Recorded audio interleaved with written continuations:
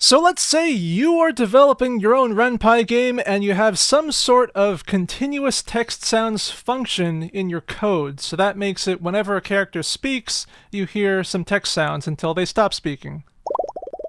That's all well and good, but what if the player opens up the menu while one of your characters is speaking? Because we only have cases for when the text ends or when there's a slow down event. But what happens if the menu opens? You can see that it kind of carried on even though the menu opened. And if you had a very long text block, then it'll keep playing for what seems like forever. So how do we fix this?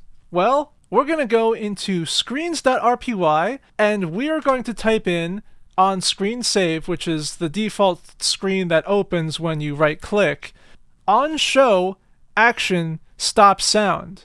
And what that does is it'll stop any sound that's playing when you reach screen save. So we're going to try that again. We're going to play this text. And it immediately stops when you open up the save screen.